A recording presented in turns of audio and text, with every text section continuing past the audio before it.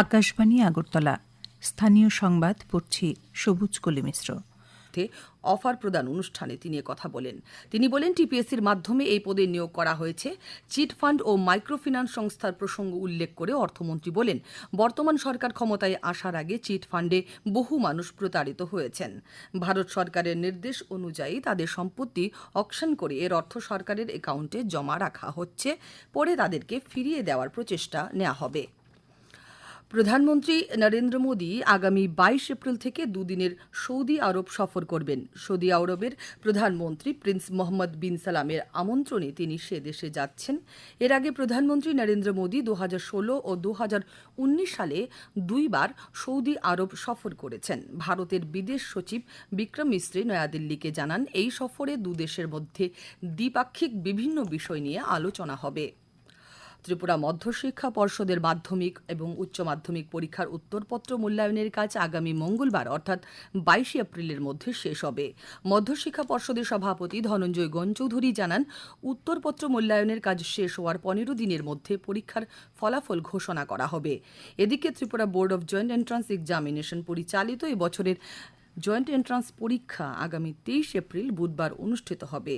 এবছর মোট 5,296 জন পরীক্ষার্থী রাজ্যের 15টি কেন্দ্রে পরীক্ষায় বসবে। ত্রিপুরা জয়েন্ট এন্ট্রান্স বোর্ড থেকে গতকাল এ সংবাদ জানানো হয়েছে। খুব শীঘ্রই রাজ্যে ডুম্বুরের নারকেলগঞ্জ এবং ছবি মোড়ায় চালু হতে পারে সি প্লেন তথা সামুদ্রিক বিমান পর্যটন। এই ব্যাপারে পর্যটন মন্ত্রী সুশান্ত চৌধুরী এবং দপ্তরের আধিকারিকরা গতকাল একটি বেসরকারি সংস্থার সঙ্গে ভার্চুয়ালি বৈঠক করেন। বৈঠক শেষে পর্যটন মন্ত্রী সামাজিক মাধ্যমে জানান, সামুদ্রিক বিমান পর্যটন বর্তমান সময়ে একটি আকর্ষণীয় এবং নতুন পর্যটন পদ্ধতি, যা রাজ্যের বিভিন্ন বিশালাকার জলজ অঞ্চলের পর্যটনের জন্য নতুন সুযোগ তৈরি করতে পারে।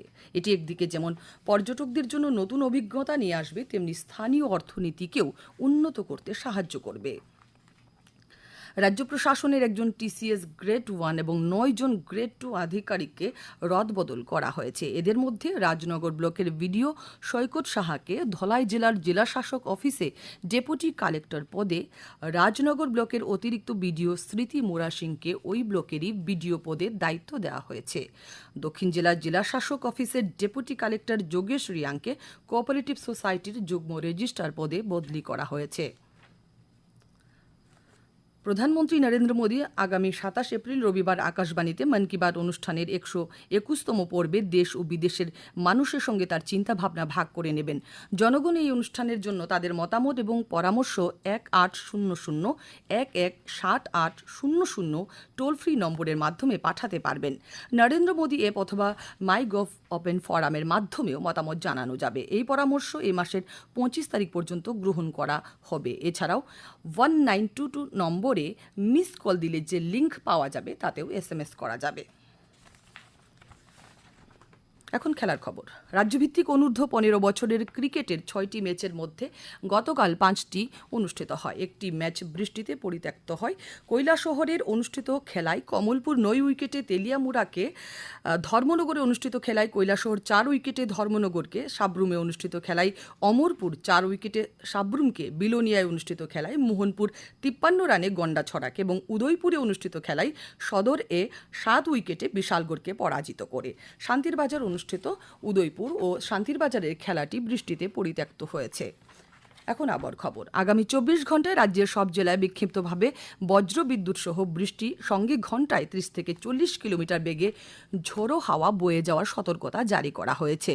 আজ আকাশ সাধারণত মেঘাচ্ছন্ন থাকবে। রাজ্যের বেশ কিছু জায়গায় হালকা থেকে মাঝারি পর্যায়ে বজ্রসহ বৃষ্টিপাতেরও সম্ভাবনা রয়েছে। আজ তাপমাত্রা সর্বোচ্চ 31 ডিগ্রি সেলসিয়াস এবং সর্বনিম্ন 24 ডিগ্রি সেলসিয়াসের কাছাকাছি থাকতে পারে। আজ ভোরে সর্বনিম্ন তাপমাত্রা ছিল 24.8 ডিগ্রি সেলসিয়াস। এখনকার মতো স্থানীয় সংবাদ এখানেই শেষ হলো।